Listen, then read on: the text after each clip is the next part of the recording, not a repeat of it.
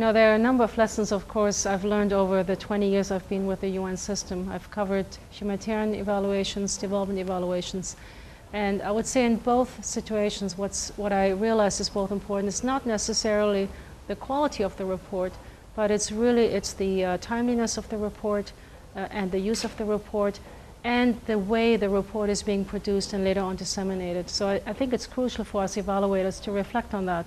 We cannot just do an evaluation for the sake of it. Yes, there is a lot of supply on evaluations, but unless you hit your mark on these 4 issues, you will not have a very useful and well-regarded evaluation function.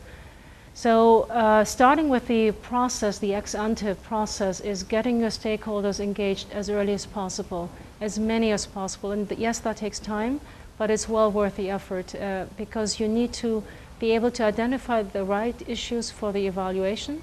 You need to be able to ask the right questions, because if you miss that in your evaluation process, you're, as we call it, dead on arrival. Then once the evaluation is starting, what is very important that you keep this inclusive dialogue open. So working with different stakeholders, setting up stakeholder groups, making sure that you have champions among the senior managers or the different constituents, that's crucial. And then once the report is finished, in the early days we used to finish the report and then run on to the next evaluation. That's not the right way to do it. You really have to then make use of it. You have to develop different products to get it out to people, get it out to your constituents, whether they're at the country level, at the district level, or at the international level. That takes time, and I think we underestimate that process. We also certainly under-budget it. A number of years ago, I was actually involved with an evaluation in this region.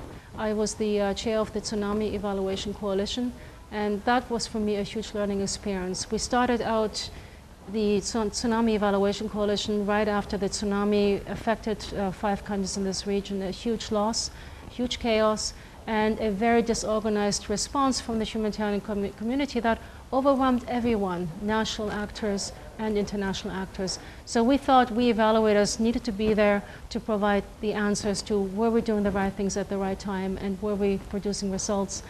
The biggest lesson I learned from that was that we didn't involve the local stakeholders, and you know, now I'm a bit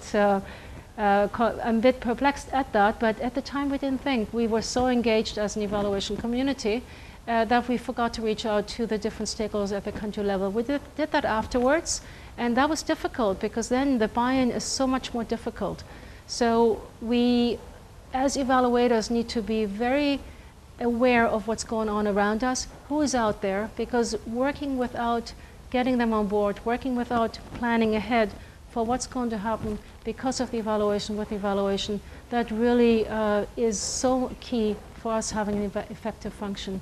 So that, I think, all in all, was my really biggest lesson learned in my 20-something years in evaluation.